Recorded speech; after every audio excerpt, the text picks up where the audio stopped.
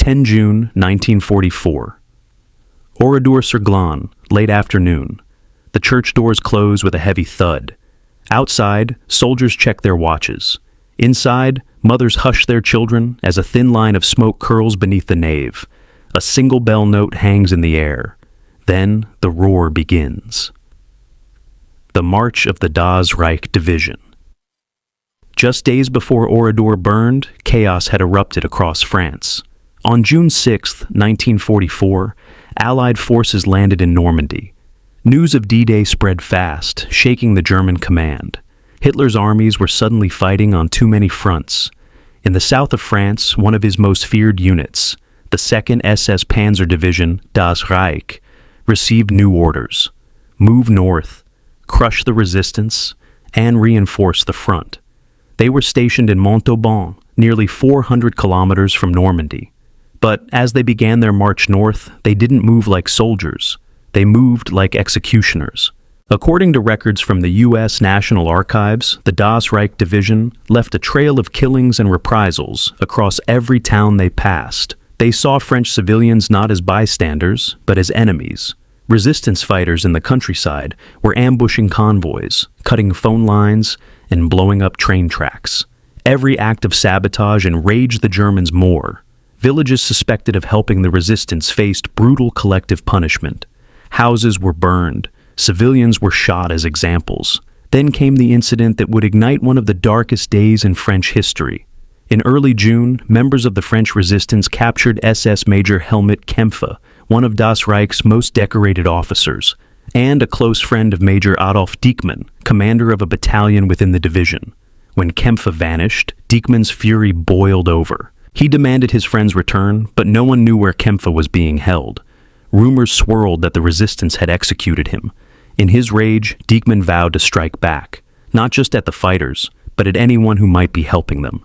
The division's path turned darker by the day. On June 9th, just one day before Oradour, the men of Das Reich entered Toul, a small industrial town. They rounded up every man they could find, accusing them of supporting the resistance. 99 men were hanged from lampposts and balconies as warning to others. Their bodies were left swinging for hours. It was a message of terror, and it worked. Town after town fell silent as the SS convoy pushed north. But for Diekmann, Toul wasn't enough. His anger hadn't cooled.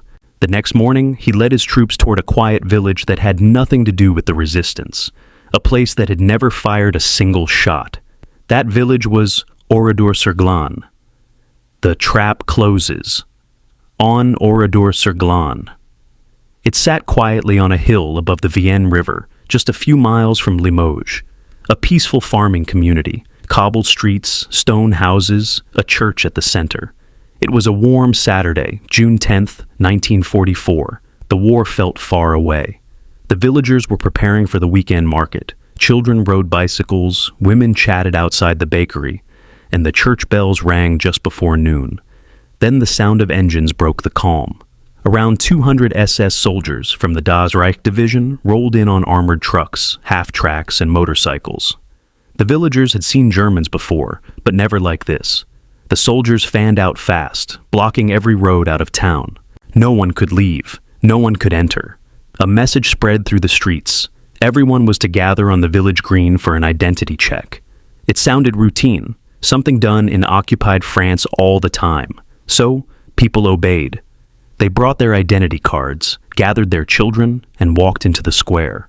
Some even believed the soldiers were there to check for resistance fighters hiding nearby. According to survivor accounts, there was no shouting, no violence at first. The SS men looked calm, collected, even polite. That made it worse. They didn't look angry, recalled Roger Godfrin, who was only 8 years old at the time. They looked calm. That was worse. When everyone was gathered, the order came. The men were separated from the women and children. The men were told they'd be questioned about missing weapons. The women were told they'd be taken to the church for safety. Nobody fought back. There was no reason to. These were farmers, shopkeepers, teachers. They didn't even have guns. The soldiers worked with mechanical precision. Men were marched to barns, garages, and warehouses across the village. Women and children, more than 400 of them, were led into the stone church at the center of town. Some mothers carried babies in their arms. Others pushed prams or held toddlers by the hand. Inside the barns, the men were ordered to sit on the ground. The SS soldiers stacked machine guns at the doorways, set up ammunition belts, and waited. In the church, women whispered prayers. The soldiers barred the doors and windows, leaving only a few openings near the roof. Then, the looting began. Watches, rings, and jewelry were taken. Soldiers went through pockets and handbags. They moved slowly, almost casually, as if this were part of the inspection. No one shouted, no one knew what was about to happen. But soon, smoke began to rise outside. The soldiers were positioning barrels of fuel, kindling, and explosives near the barns. They checked their weapons, laughed among themselves, and lit cigarettes. Within the hour, those same barns would turn into furnaces. The barn massacres. It began with the sound of machine guns.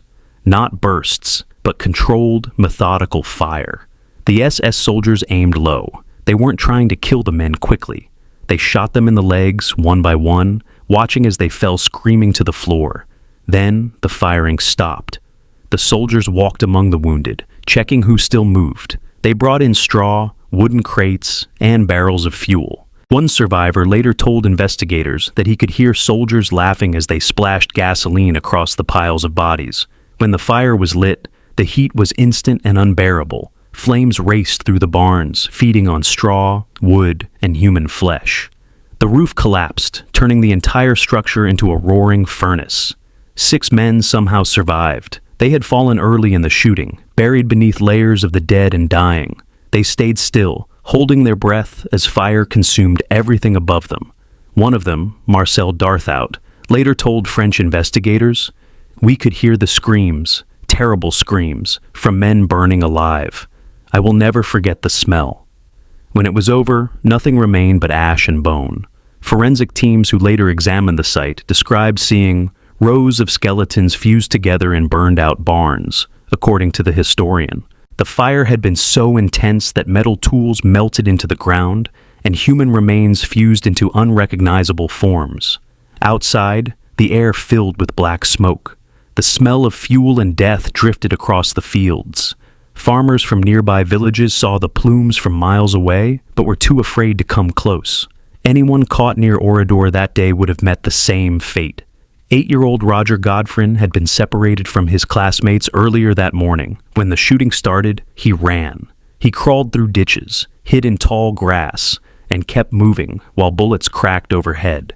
He was the only child from Oradour to survive. When he looked back, the entire village was burning. Inside the church, the women and children heard everything. The gunfire, the screams, the explosions. All of it echoed through the stone walls. They didn't know what was happening outside, but they knew something was wrong. Mothers held their children close, whispering prayers, hoping the soldiers would soon open the doors and let them go. But no one came to help. The soldiers outside were preparing for the next part of the plan. They brought in boxes, canisters, and grenades. Some carried baskets of straw, just like in the barns. They moved with the same calmness as before, silent and organized. When the first shots faded and the fires started to die down, the soldiers turned toward the church. Then came the moment even survivors still couldn't describe without trembling. The church inferno. Then came the moment even survivors still couldn't describe without trembling. The church of Oradour-sur-Glane stood near the village square, a small stone building with a bell tower and narrow stained glass windows. On that warm June afternoon in 1944, it became a tomb. Around 240 women and 205 children were herded inside by SS soldiers of the Das Reich Division, men under the command of Adolf Diekmann. The villagers believed they'd be safer there. The soldiers told them it was for security reasons, a routine check.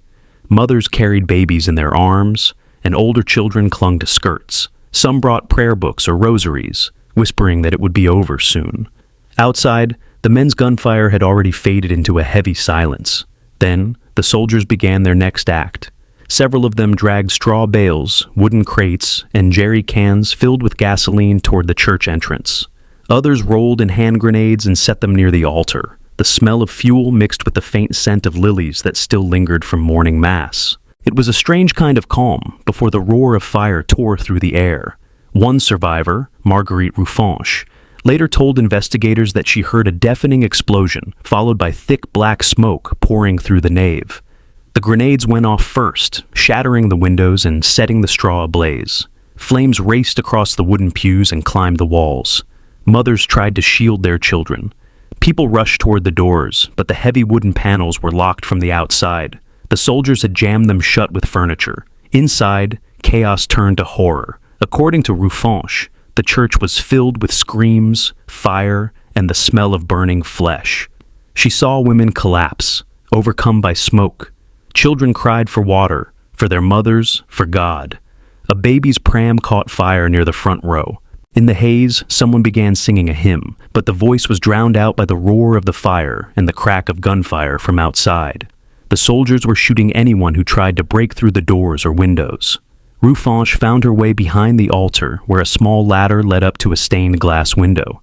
She climbed through as bullets shattered the glass around her. One tore through her leg, another hit her shoulder. She fell into the garden behind the church and lay still among the flowers. She stayed hidden until nightfall, bleeding and half-conscious, as the village burned around her. When French investigators arrived the next day, she was the only adult survivor from inside the church. Her testimony became the backbone of the 1946 French investigation into the massacre. According to historian, Rouffanche described in painful detail how the soldiers had prepared the fire with precision, placing fuel at the altar first, then the aisles, ensuring no one could escape. The charred remains of rosaries, melted candle holders, and twisted metal from baby prams were later found among the ashes.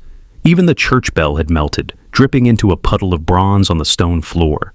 Outside, the SS men stood in silence, watching the fire consume the building. Some were seen smoking cigarettes, others laughed. When the screams faded, they moved methodically, checking for movement. Witnesses later recalled that any sound, a cough, a cry, brought a burst of gunfire. The church's windows glowed red as smoke billowed into the sky.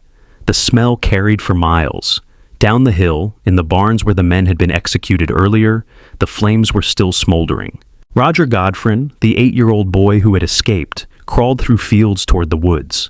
He heard the church burning. He said later, "It was like the whole village was screaming." When he reached a nearby hamlet, he told farmers that everyone was dead. At first, they didn't believe him. The following day, French villagers from neighboring towns cautiously approached Oradour. They found blackened ruins where homes once stood. Burned bicycles leaned against stone walls. In the churchyard, ashes covered the ground like snow. The local priest, Father Chapelle, who came from the nearby village of Saint-Junien, broke down when he saw the remains of the church.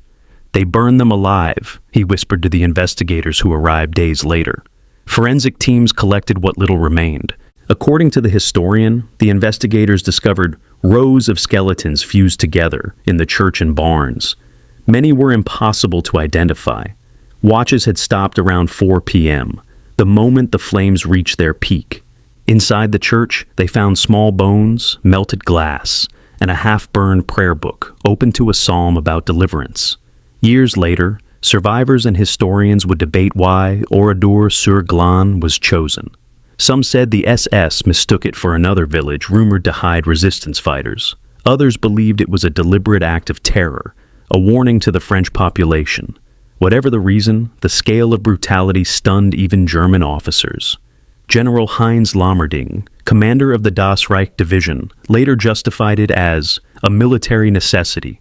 To the world, it became one of the most horrific civilian massacres in Western Europe during the war. When the fires finally burned out, the soldiers began looting.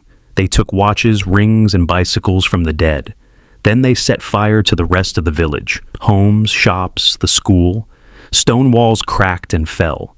By nightfall, Oradour was nothing but smoke and silence. The SS gathered their trucks and drove away toward Limoges, leaving behind nearly 650 bodies, most burned beyond recognition.